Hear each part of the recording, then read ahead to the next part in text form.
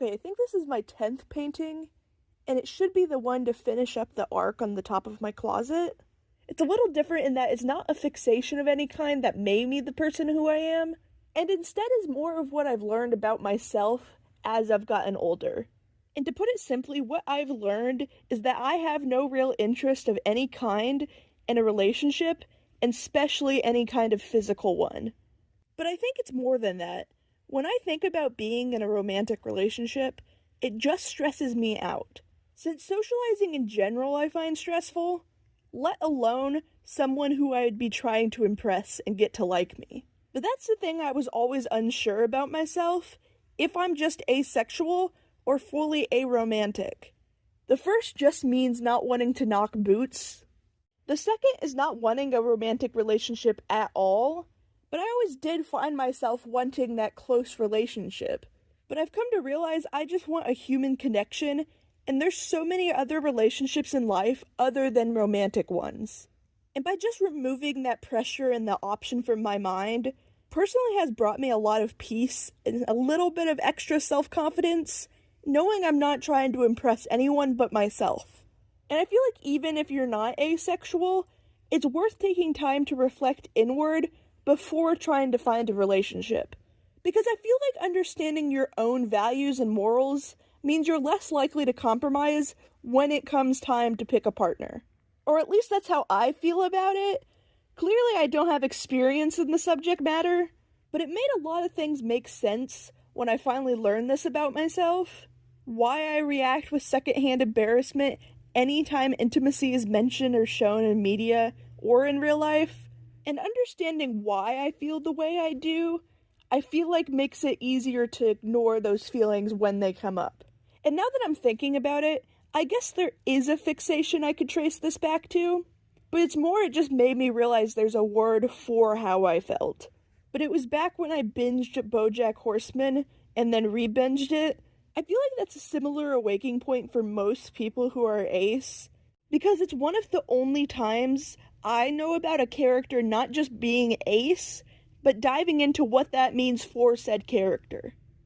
And while there is a cat in the show, it's not why I'm doing one here. I guess what I'm doing here needs context. I always thought that ace flag had a cool gradient to it that could end up being a cool ombre. It goes from purple to white to gray to black, and when I saw that I thought of a galaxy scene, but that alone is boring. And so I added a cat, one, just because I like cats, and two, to honor one of my favorite historical animals, who is Felicity, who was a cat selected by the French space program to go into orbit. I fell in love with this picture of her in her little space box. She looks so much like a cat that would be made into a meme today. And honestly, if her story had happened today, it probably wouldn't have had such a crappy ending, because after actually surviving orbit, she was euthanized 2 months later to see what kind of effects space had on her brain, which was nothing, and she clearly didn't need to die. And I understand sometimes animals unfortunately needing to die for humanity, for food, or for the medical practices we use, but it's not like they were trying to study a vaccine that saves lives. The whole space race to me was more of an ego thing. There was no real reason to do it, other than to say we did, and to beat Russia into getting to space. I feel like it wasn't so important that they needed to instantly understand the side effects of it, and could have maybe waited for the cat to have lived a natural, happy life after. Although maybe I'm just biased. With the power of hindsight, I know it didn't cause any effects on the brain, so it seems like a meaningless death.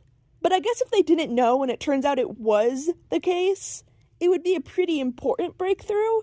But it's just sad that this cat was made to go through all of this, and even survived, and couldn't catch a break long enough to just enjoy her life. And I think another reason it bugs me is because she was probably such a sweet cat. Apparently she was partially chosen for her temperament and calm demeanor. And I have one of those lobotomy cats, who just let you do whatever you want to them. And the idea of betraying that trust and innocence just feels so wrong. But honestly, I'm pretty sure that this is probably one of the lesser traumatic space animal deaths, since that was a thing for a while, to just fling animals into space to see what would happen. But since this is a story that isn't talked about as much as the other animal astronauts, and because of her untimely death, I feel like it would be nice to honor her a bit in my painting. Although unfortunately I won't be able to look at my art wall without thinking about the cruelty of man, but the poor space cat needs love and honor, dang it. It's funny how France keeps popping up in my videos, and just my life in general. I recently just did a Ratatouille painting, and then also those animal charts being in French, and now my French space cat. But it's funny because French is actually the only foreign language class I tried to take, not because I was super interested, because I just really liked and vibed with the teacher. She also taught the online learning classes, which I had to be placed in a few times because of just how bad my social anxiety would get in some of those high school classes. But the one time I really needed it most, I didn't take it. It was with a slower learning math class, meant for students needing the extra help, which I did. Only the teacher was kind of mean and not the best, and most, but not all, of the people in there didn't need the help. They just didn't care, and that's why they were failing. And they made the class so loud and overwhelming and like a living hell for someone who's autistic. And since I'm just spewing lore here about myself, I also am autistic, hence being overwhelmed all the time by the people and the chaos. It was so bad, I developed this nervous tic of scratching the inside of my ear, and since I was constantly nervous in this class, I would do it until it bled. I remember one time, though, I got the nerve to use a system in place that let me take a test in a different room, and I remember the vibes being so different.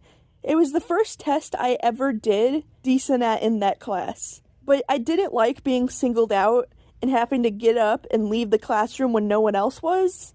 And so most of the time, despite being someone who never broke the rules and wasn't even ever tardy to another class, I would just skip the class entirely and hide in the bathroom for the entire hour I was supposed to be in class. But it's how I survived some days. Gosh, I didn't mean to go on that kind of a tangent, but again, it's just another high school memory I haven't had a reason or desire to reflect on until now. But I'm the type of person who misses how things were when they were younger and the simplicity of it all, but that was something I absolutely do not miss. But I do miss my teachers, since I was basically a special needs student and struggled so hard to bond with my peers. I would befriend my teachers, and I made a pretty close bond with my French teacher and my freshman math teacher and my 3D art teacher. It was a different math teacher than the mean one. I actually liked her enough to come in early to do studying for math, and it's probably one of the only reasons I ended up passing, but she only taught freshmen, so it didn't end up lasting long. But despite that, I would always say hi when I saw her. And I also have to specify it's my 3D art teacher I liked, since my 2D one was an older, more cranky lady. She was the type to boycott anime drawings for not being real art. I remember not liking her starting out, but had her for digital art, which she had no business teaching. But instead of doing Photoshop, which is what she technically taught, I did illustrations, and I went above and beyond to put in the extra work, even when not in school, because I liked it. And so eventually she chilled out a bit with me. I think a lot of people took her class for an easy A, and as a sort of chill slot in their schedules. So I think when people actually took it seriously, she was nicer. But I was super close with the 3 teachers that I mentioned. And even after I graduated, I met up with them at festivals and stuff. One being Penrod and Indy next to the art museum, and the other was Feast of the Hunter's Moon in Lafayette, which is like a French festival. And there I got to say hi to my French and math teacher, since they were actually friends outside of school. The teachers were definitely the only part I miss about high school. There were just some really good and nice people teaching there. And maybe reminding myself of French class is something else I could take away from this painting, other than the death of the poor space cat. Also, talking about high school, it reminded me of something, and I don't know why it was a surprise when I was diagnosed autistic. I used to carry around a stuffed animal monkey in high school. Well, not exactly carry, I had his head sticking out of a laptop bag, and I just wanted to make people smile. I also carried around Starburst for a similar reason, to try to make friends and make people happy. Those are the memories I take away from that time period, and it's why I miss it. But sometimes it's easy to forget everything else that happened that I've since tried to repress. Anyways, high school rambles aside, I'm almost done with this part of my wall, and then just 4 more going down, and I'm done with this arch.